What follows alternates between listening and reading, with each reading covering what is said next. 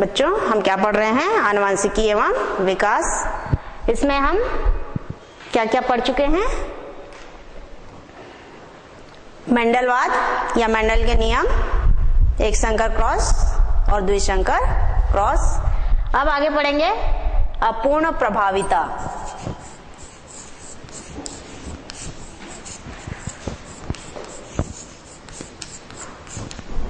प्रभाविता का नियम मेंडल का पहला नियम है, जिसमें प्रथम पीढ़ी में केवल हमको प्रभावी लक्षण के गुण ही दिखाई देते हैं, अप्रभावी गुण का लक्षण दिखाई नहीं देता है।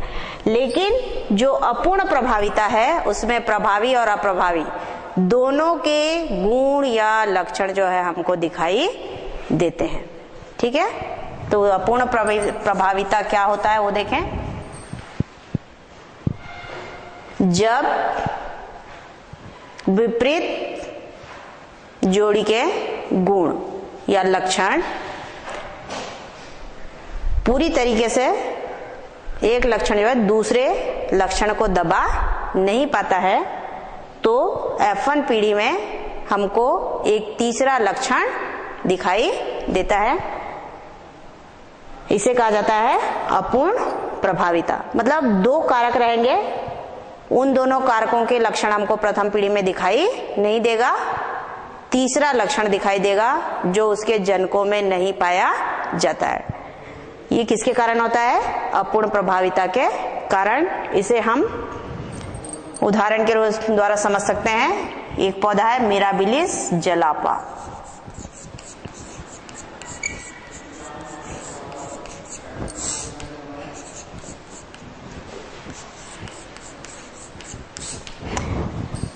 इसमें दो कलर के फूल उत्पन्न होते हैं,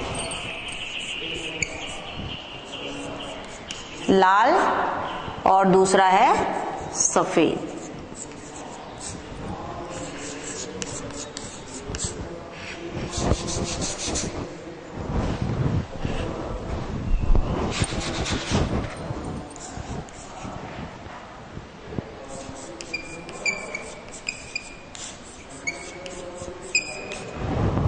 तो एक लाल पुष्प वाला पौधा लेंगे, दूसरा सफेद फूल वाला पौधा, और इनको हम जनक के रूप में प्रयोग करते हैं।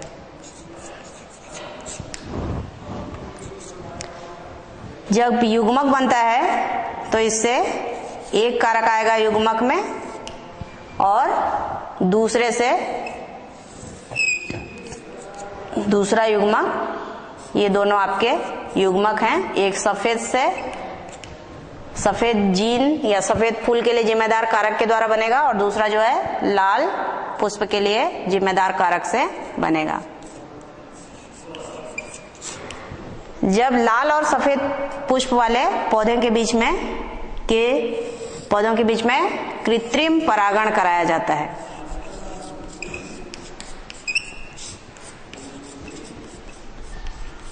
तो हमें प्रथम पीढ़ी प्राप्त होती है।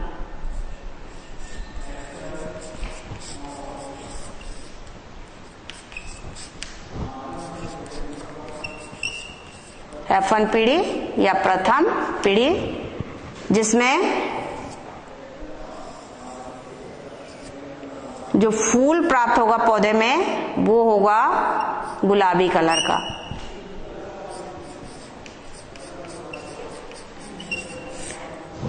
ठीक है, जनक के रूप में हम एक लाल रंग के पुष्प का बीज लिए हैं, दूसरा सफेद। इन दोनों पौधों के बीच में हम क्या करा रहे हैं? कृत्रिम परागण, जिससे हमको F1 पीढ़ी प्राप्त हो रही है। और F1 पीढ़ी में जो फूल मिलता है वो कौन सा है? गुलाबी रंग का। लाल जो कि R जो है प्रभावी गुण को बताता है, और अब स्मॉल r किसको बताता है? अप्रभावी गुण को। तो न तो हमको प्रथम पीढ़ी में प्रभावी लक्षण दिखाई देता है, न ही अप्रभावी लक्षण। उन दोनों का मिला जिला रूप जो है यहाँ पे दिखाई देता है, जिसके कारण F1 पीढ़ी में हमको कौन से प्रकार का फूल प्राप्त होता है? गुलाबी रंग का फूल जो है प्राप्त होता है। इनसे हम द्वितीय पीढ़ी प्राप्त करते हैं। द्वितीय पीढ़ी के लिए प्रथम पीढ़ी के पौधों के बीच में हमको स्वपरागण कराना पड़ता है, तो स्वपरागण कराएंगे प्रथम पीढ़ी के पौधों के बीच में और द्वितीय पीढ़ी प्राप्त करेंगे। तो उसके लिए जनक के रूप में आर और दूसरा जनक लेंगे आर।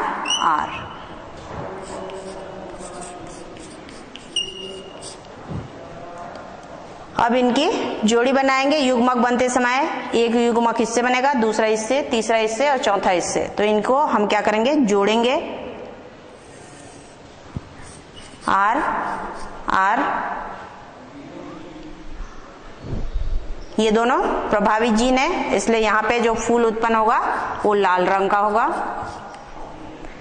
अप्रभावी जीन और ये वाला प्रभावी जीन को यदि आप जोड़ते हो तो बनेगा आर।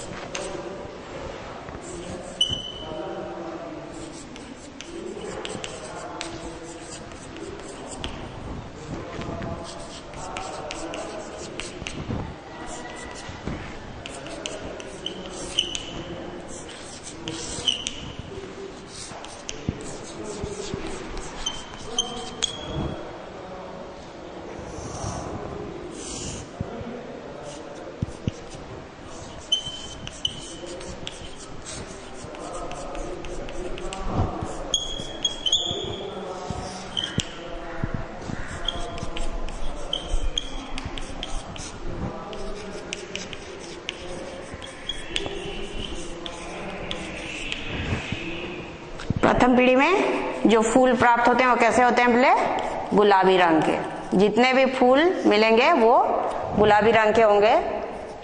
अब इन गुलाबी रंगों के पौधों से जो बीज बनेगा, उनसे जो पौधे उत्पन्न होंगे उनमें स्वपरागण की क्रिया कराई जाती है और F2 पीढ़ी प्राप्त की जाती है। तो जनक के रूप में यहाँ पे आर और आर ये दो जनक लेंगे F2 पीढ़ी के लिए और इनके बीच में स्वपरागण कराते हैं तो मिलेगा आर। क्योंकि यहाँ पे दोनों प्रभावी जीन है इसलिए फूल जो है जनक की जैसा लाल रंग का होगा।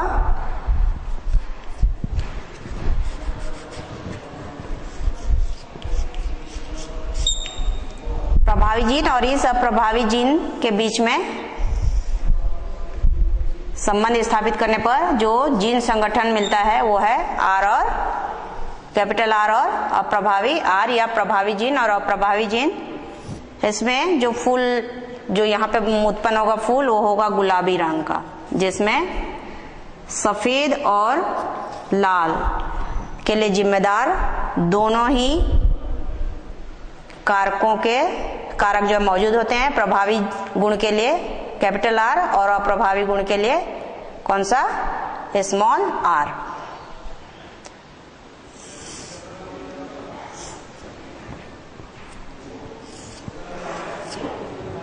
यहाँ पे फिर से जीन संगठन या कारक होगा कैपिटल आर और स्मॉल आर। तो यहाँ पे भी गुलाबी रंग का फूल प्राप्त होगा हमको। और जब दोनों अप्रभावी कारकों को जोड़ते हैं तो मिलेगा आर और यहाँ पे फूल जो है उत्पन्न होगा वो है सफेद रंग का। और ये कौन सी पीढ़ी है आपकी, F2 पीढ़ी। तो प्रथम पीढ़ी में केवल गुलाबी रंग का फूल प्राप्त हुआ था। जब हम इनसे स्वपरागण के द्वारा द्वितीय पीढ़ी प्राप्त करते हैं तो उसमें हमको लाल, गुलाबी और सफेद फूल जो है प्राप्त होते हैं। यदि इनका हम जीनोटाइप देखते हैं, जीनोटाइप जो कि जीन संगठन को बताता है, और दूसरा फिनोटाइप जो जीवों के बाह्य लक्षण को बताता है। तो जीनोटाइप ये अकेला RR एक जैसा है तो इसके लिए 1 लिखेंगे, ये दोनों एक जैसे हैं तो 2 लिखेंगे, और ये अकेला है तो 1 लिखेंगे।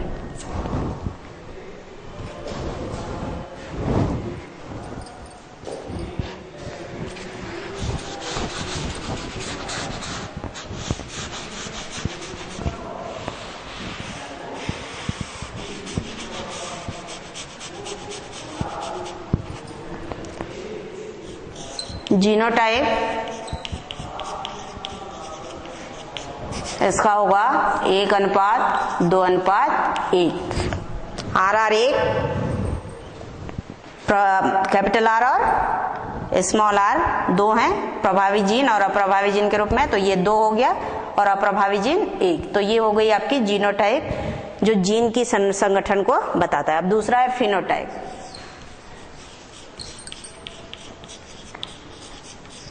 फिनोटाइप में क्या होता है? पहले जीवों की बाह्य संरचना को हम किसके द्वारा बताते हैं?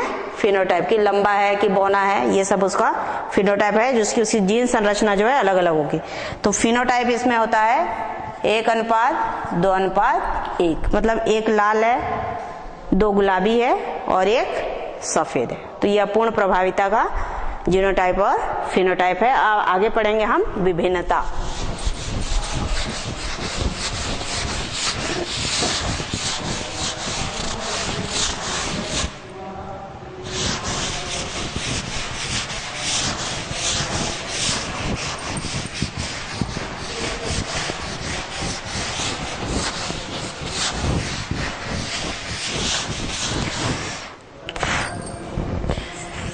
विभिन्नताएं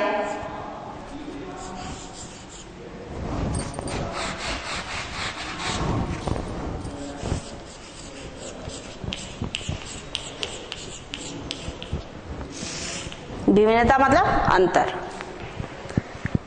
एक ही जनक से उत्पन्न संतान एक जैसे नहीं होते, उनमें कुछ न कुछ अंतर पाया जाता है। भाई बहन भी एक जैसे सेम टू सेम नहीं होते, उसमें कुछ ना कुछ अंतर पाया जाता है। उसी अंतर को क्या कहा जाता है? विभिन्नता कहा जाता है। ठीक है, एक ही संतान से या एक ही जीव से उत्पन्न संतानों में जो अंतर पाया जाता है उसको हम क्या बोलते हैं? विभिन्नता कहते हैं। विभिन्नता 2 प्रकार का होता है।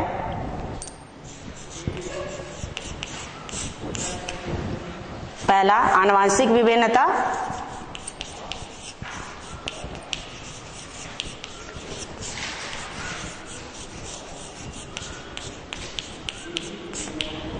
और दूसरा वातावरणीय विभिन्नता।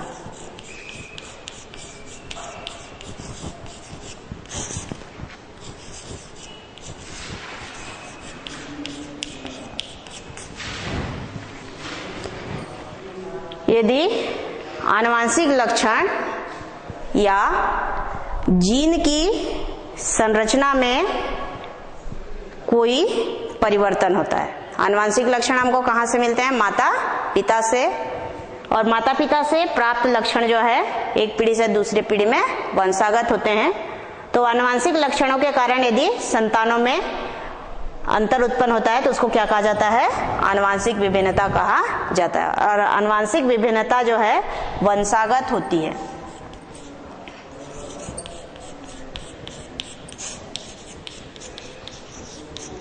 वंशागत होती है अर्थात एक पीढ़ी से दूसरे पीढ़ी में स्थानांतरित होती है। दूसरी विभिन्नता है वातावरणीय विभिन्नता। वातावरण के परिवर्तन के फलस्वरूप भी जीवों में कुछ अंतर उत्पन्न होता है। कलर को देखते हैं, यदि हम धूप में रहते हैं तो काले हो जाते हैं, यदि धूप में नहीं रहते तो क्या होता रहता है? कलर जो है गोरा या फेयर रहता है। तो ये वातावरण के कारण हो रहा है, इसलिए उस विभिन्नता को क्या कहा जाता है? वातावरणीय वातावरणीय विभिन्नता कहा जाता है।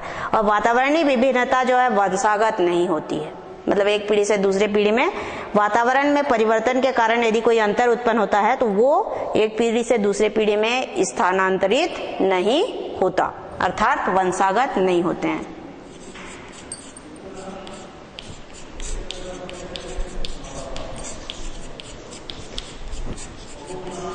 तो ये आपका प्रकार विभिन्नता का, आनुवंशिक विभिन्नता और वातावरणीय विभिन्नता। अब विभिन्नता किन किन कारणों से उत्पन्न होते हैं या कौन कौन से कारण हैं जिससे जीवों में अंतर या विभिन्नता जो है उत्पन्न होता है।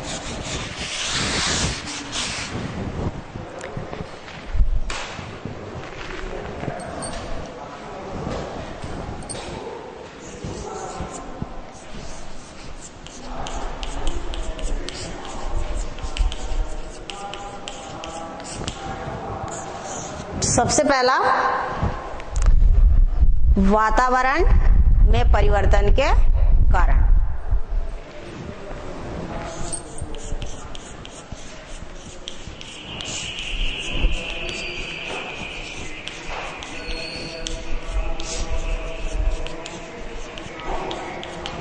तो वातावरण में यदि परिवर्तन होता है तो जीवों में कुछ नए लक्षण जो है बनते हैं।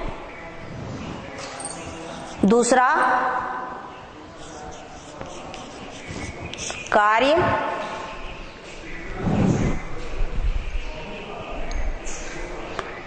में परिवर्तन के कारण।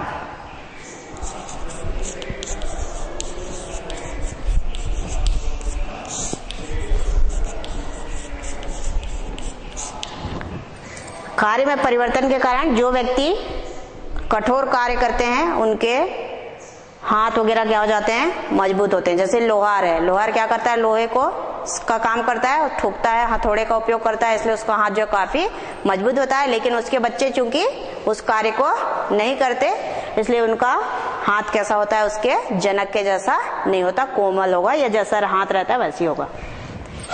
तीसरा, गुणसूत्र में परिवर्तन के कारण।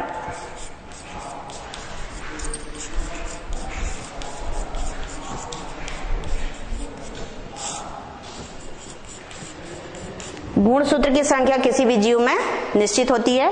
यदि उसकी संख्या परिवर्तित होती है, उसकी बनावट या संरचना परिवर्तित हो जाती है तो भी जीवों में नए लक्षण जो है उत्पन्न होते हैं और ये भी विभिन्नता के लिए जिम्मेदार होता है। अगला है जीन उत्परिवर्तन के कारण।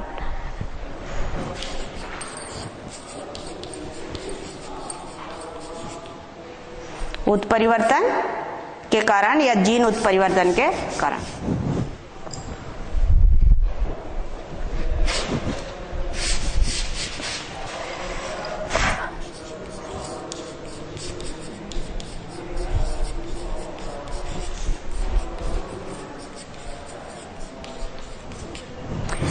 जीन की संरचना में यदि किसी कारण से परिवर्तित होती है जीन की संरचना तो उस उत्परिवर्तन को क्या कहा जाता है, जीन उत्परिवर्तन। और जीन उत्परिवर्तन होने से जीवों में हमेशा नए लक्षण बनते हैं। अगला जो कारण है जो विभिन्नता के लिए जिम्मेदार रहता होता है वो है जनन कोशिकाओं में परिवर्तन के कारण।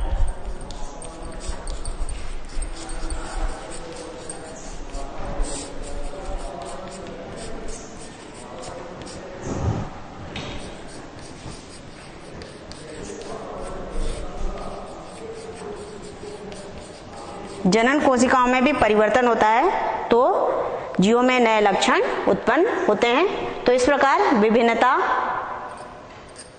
निम्न कारणों से जीवों में उत्पन्न होती है। अब आगे पढ़ेंगे हम गुणसूत्र के बारे में।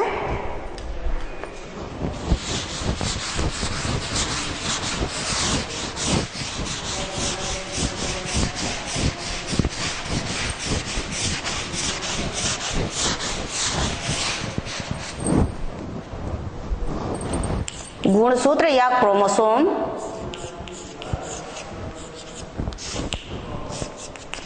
गुणसूत्र की खोज करने वाले वैज्ञानिक हैं वाल्डेयर।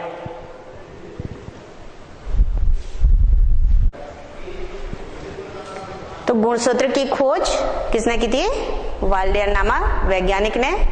इसे हम कोशिका विभाजन की मेटाफेज और एनाफेज अवस्था में स्पष्ट रूप से देख सकते हैं। कोशिका विभाजन जो होता है उसकी मेटाफेज अवस्था और एनाफेज अवस्था में आप गुणसूत्र की संरचना या उसकी आकृति को स्पष्ट रूप से देख सकते हो। सभी जीवों में गुणसूत्र की संख्या निश्चित होती है। जितने भी जीव होते हैं उनमें गुणसूत्र की संख्या कैसी होती है? निश्चित होती है। मनुष्य में कितने गुणसूत्र पाए जाते हैं? 46 गुणसूत्र। मनुष्य में कितने गुणसूत्र पाए जाते हैं? 46 गुणसूत्र। यदि इसको हम जोड़ियों के रूप में व्यक्त करते हैं तो कितनी जोड़ी गुणसूत्र होगी? 23 जोड़ी गुणसूत्र पाई जाती है मनुष्य में। उनमें से जो दैहिक कोशिका है, दैहिक कोशिका अर्थात वे कोशिकाएं जो जनन क्रियाओं में भाग नहीं लेती हैं, उनमें गुणसूत्र होता है द्विगुणित। दैहिक कोशिकाओं में गुणसूत्र कैसा होता है? द्विगुणित, अर्थात हमेशा जोड़े में रहेंगे। और जो जनन कोशिका है उसमें गुणसूत्र जो है अगुणित होते हैं। दैहिक कोशिका में गुणसूत्र कैसे होते हैं? द्विगुणित। और जनन कोशिका में कैसे होते हैं? अगुणित। द्विगुणित मतलब 2n और यहाँ पे n लिखेंगे।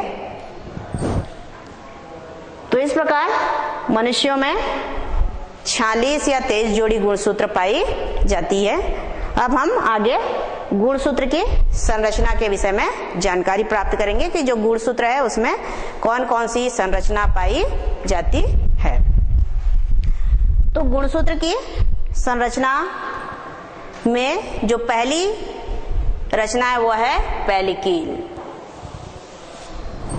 गुणसूत्र जो बना रहता है वो उसमें पहला जो संरचना पाया जाता है वो है पेलिकील। पेलिकील गुणसूत्र के बाहर पाया जाने वाला एक झिल्ली के समान संरचना होता है। और ये संरचना जो है गुणसूत्र को, ये गुणसूत्र है आपके, इन गुणसूत्र को चारों ओर से घेर के रखता है। उसके बाद दूसरी जो संरचना इसमें पाई जाती है वो है मैट्रिक्स। मैट्रिक्स या आधात्री। पेलिकील के अंदर यहाँ पे तरल पदार्थ प्लस गुणसूत्र उपस्थित होते हैं। इस भाग को क्या कहा जाता है? मैट्रिक्स। मैट्रिक्स में तरल पदार्थ रहेगा और गुणसूत्र के बाकी भाग या पदार्थ जो है पाए जाते हैं, उसको क्या कहा जाता है? मैट्रिक्स कहा जाता है। अब अगला है पेलिकील हो गया, मैट्रिक्स हो गया। अगला है आपका क्रोमेटिड। ये क्रोमेटिड, प्रत्येक गुणसूत्र जो है 2 क्रोमेटिड से मिलके बनता है। ये एक गुणसूत्र है तो ये एक क्रोमेटिड है, ये दूसरा क्रोमेटिड है, जिसको हम अर्ध गुणसूत्र भी कहते हैं। तो गुणसूत्र 2 अर्ध गुणसूत्र से मिलके बनता है, जिसको हम अर्ध गुणसूत्र या क्या कहते हैं? क्रोमेटिड कहते हैं। क्रोमेटिड जो है धागे के समान संरचना से बनता है। ये देख रहे हैं आप लोग पतले पतले धागे के समान संरचना। इन संरचनाओं से कौन बनता है? क्रोमेटिड। और इस धागे के समान संरचना को कहा जाता है क्रोमोनिमेटा या क्रोमोनिमा। क्रोमेटिड जिस पतले धागे के समान संरचना से बनता है उसको हम क्या बोलते हैं? क्रोमोनिमेटा या क्रोमोनिमा। क्रोमोनिमा में ही क्या पाया जाता है? क्रोमोमियर। ये जो क्रोमोनिमा होता है या क्रोमोनिमेटा होता है वो इस प्रकार से मुड़ता है और मुड़कर दानेदार या गांठ के समान संरचनाओं का क्या करता है? निर्माण करता है। इन गांठ के समान या दानेदार संरचनाओं को ही क्या कहा जाता है? क्रोमोमियर। क्रोमोमियर कहा जाता है। क्रोमोमियर में ही जीन्स मौजूद होते हैं या गुणसूत्र में जहां पे क्रोमोमेयर वाला भाग होता है वहां पे क्या मौजूद होता है, जीन मौजूद होता है। अब अगली जो संरचना है वो है सेंट्रोमियर। क्या है, सेंट्रोमियर। तो सेंट्रोमियर गुणसूत्र का ऐसा भाग होता है जहां पे ये जो है सेंट्रोमियर को बताता है, और इस सेंट्रोमियर वाले भाग में ही ये जो क्रोमेटिड हैं वो एक दूसरे से जुड़े हुए होते हैं। इधर आप लोग देख रहे हो 4 धागा दिखाई दे रहा है, यहाँ पे कितनी धागा दिखाई दे रही है, केवल 2 धागा दिखाई दे रही है, अर्थात यहाँ पे क्रोमेटिड के क्रोमोनिमा जो है आपस में मिले हुए होते हैं। और ये सेंट्रोमियर गुणसूत्र की भुजा के उन स्थानों में पाया जाता है जहां पे गुणसूत्र की भुजा जो है सक्रिय होती है, और या फिर वह स्थान जो है दबा हुआ होता है। इस दबे हुए स्थान को संकीर्णन कहा जाता है। संकीर्णन कहा जाता है। और इसी संकीर्णन में कौन स्थित रहता है, सेंट्रोमियर स्थित रहता है। अगली जो संरचना है वो है टीलोमियर।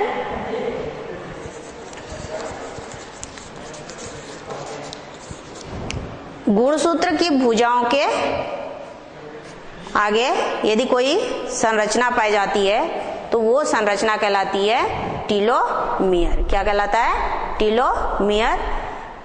तो इस प्रकार गुणसूत्र की संरचना में जो संरचनाएं पाई जाती है उनमें पहला है पेलिकिल, दूसरा मैट्रिक्स, तीसरा क्रोमेटिड, चौथा क्रोमेनिमेटा या क्रोमोनिमा,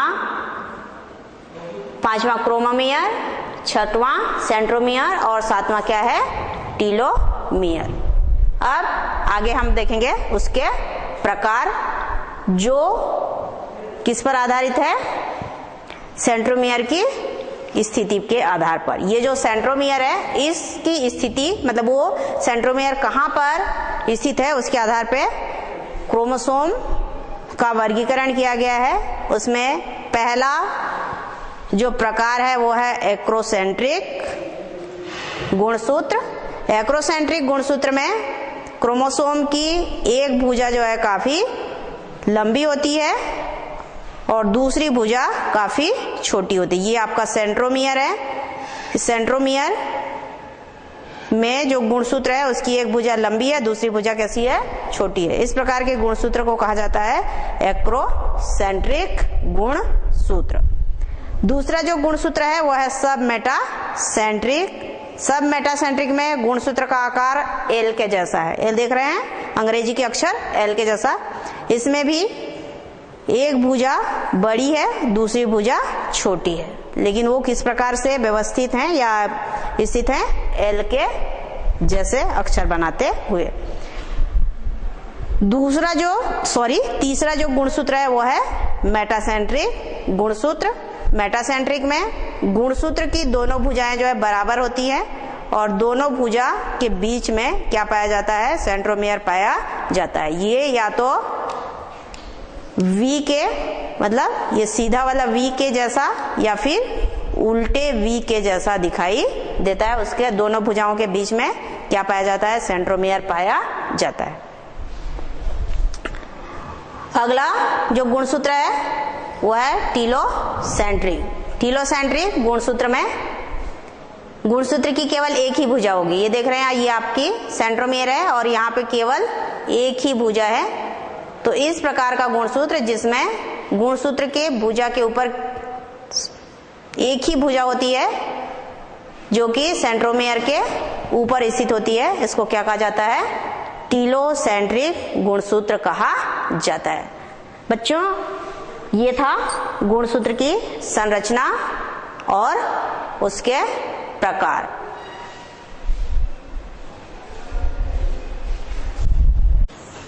तो बच्चों अभी हम देख रहे थे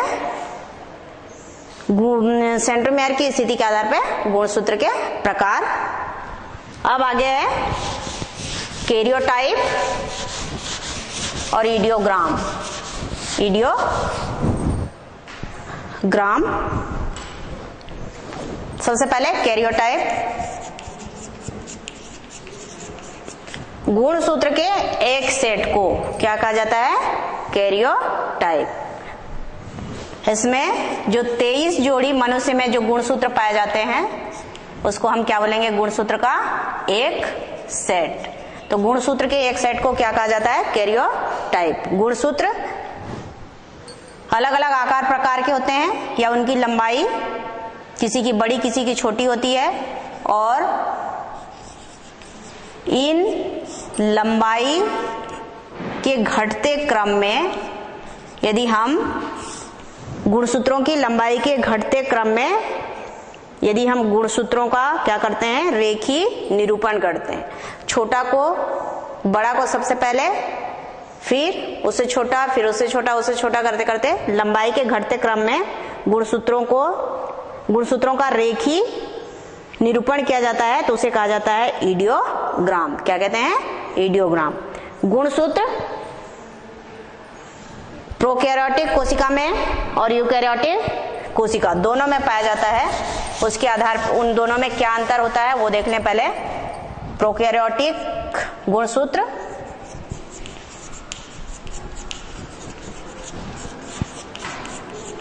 और दूसरा है यूकैरियोटिक गुणसूत्र।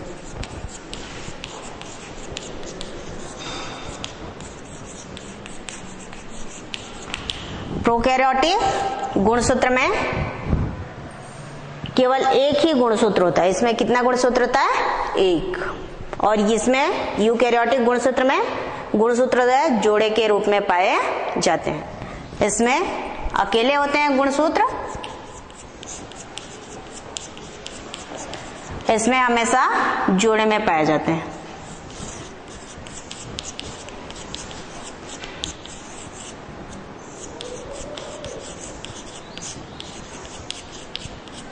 और इनकी संख्या जो है अधिक होती है। दूसरा, प्रोकैरियोटिक गुणसूत्र में हिस्टोन प्रोटीन नहीं पाया जाता।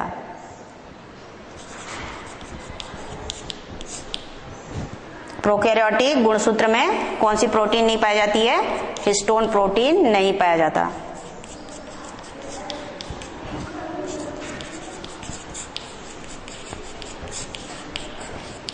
जबकि यूकैरियोटिक जो गुणसूत्र होता है उसमें हिस्टोन प्रोटीन पाया जाता है।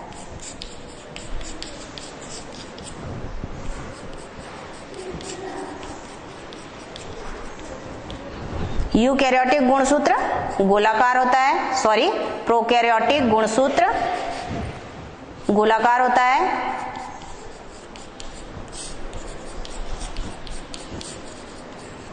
और जो यूकैरियोटिक गुणसूत्र होता है वो रेखीय होता है।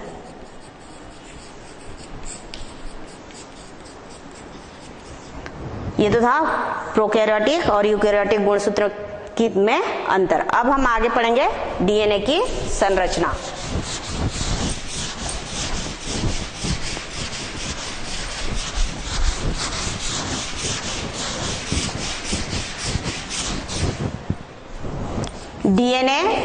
डीएनए का फुल फॉर्म होता है डीऑक्सी राइबो न्यूक्लिक अम्ल।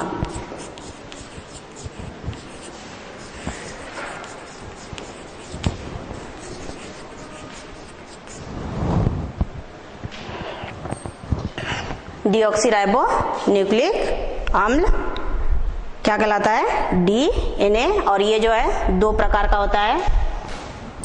पहला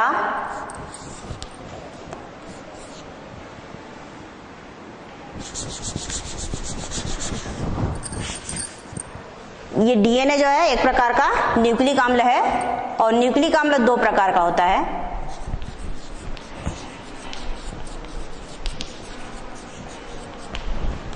एक डीएनए डीऑक्सीराइबोन्यूक्लिक अम्ल और दूसरा है आरएनए राइबोन्यूक्लिक अम्ल। अधिकांश जीवों में डीएनए एक आनुवंशिक पदार्थ के रूप में कार्य करता है। यह आनुवंशिक सूचनाओं को एक पीढ़ी से दूसरे पीढ़ी में ले जाने का कार्य कौन करता है, डीएनए। लेकिन कुछ ऐसे जीव होते हैं जिसमें आरएनए भी आनुवंशिक सूचनाओं को एक पीढ़ी से दूसरे पीढ़ी में ले जाता है। ये वायरसों में पाया जाता है। वायरस में आरएनए आनुवांशिक गुणों के वाहक होते हैं, जिनमें आरएनए आनुवांशिक गुणों को एक पीढ़ी से दूसरे पीढ़ी में ले जाता है, उसको कहा जाता है रेट्रोवायरस।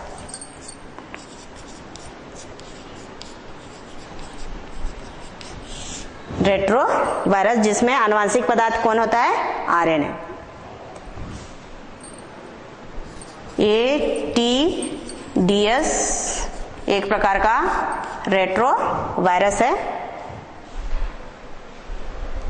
अब हम आगे देखेंगे डीएनए की संरचना। तो डीएनए जो है बना होता है न्यूक्लियोटाइड का, मतलब डीएनए की इकाई कहलाती है न्यूक्लियोटाइड।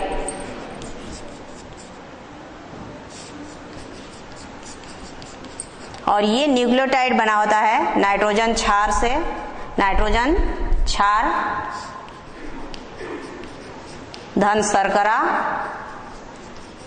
और फास्फोरिक अम्ल या फॉस्फेट समूह से।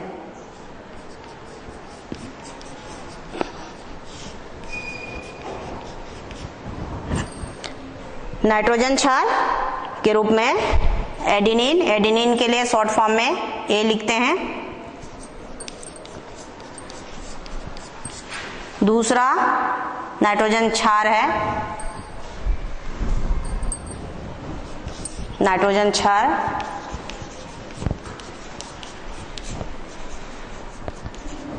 एडिनिन, ये दूसरा ग्वानिन, इसको जी से प्रदर्शित किया जाता है। तीसरा है साइटोसिन, इसको सी से प्रदर्शित करते हैं। और चौथा है थायमीन, इसे टी से प्रदर्शित किया जाता है। तो ये नाइट्रोजन, चारों नाइट्रोजन क्षार कहाँ पाए जाते हैं? डीएनए में। किसमें? डीएनए में।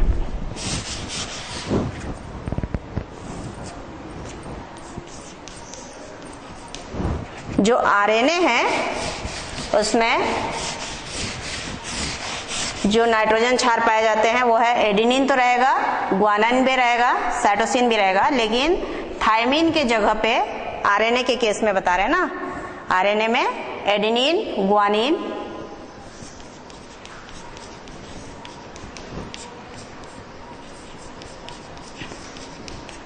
और साइटोसिन,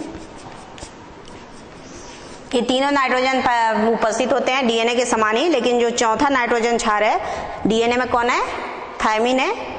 आरएनए में थायमीन के जगह पे पाया जाता है यूरेसिल।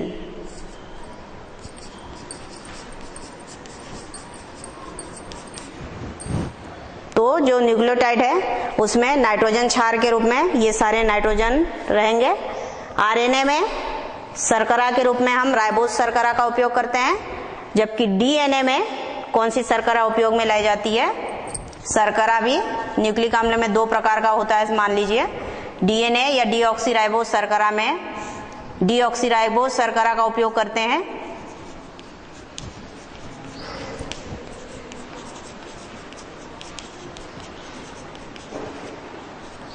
और आरएनए में राइबोस शर्करा और फास्फोरिक अम्ल। तो इस प्रकार जो न्यूक्लियोटाइड है उसमें नाइट्रोजन क्षार पाया जाता है, नाइट्रोजन क्षार रहेगा, शर्करा रहेगा और फास्फोरिक अम्ल। और न्यूक्लियोटाइड के आपस में मिलने से ही किसका निर्माण होता है? या डीएनए का निर्माण होता है, या डीएनए को हम पॉलीन्यूक्लियोटाइड कहते हैं, या न्यूक्लियोटाइड का बहुलक कहा जाता है। और इसकी संरचना को समझाने का प्रयास किया था वाटसन एंड क्रिक ने। उन्होंने एक डीएनए का मॉडल दिया जिसके आधार पे गुणसूत्र की संरचना जो है समझाई जाती है। तो बच्चों अभी हम क्या पढ़ रहे थे? न्यूक्लिक अम्ल के प्रकार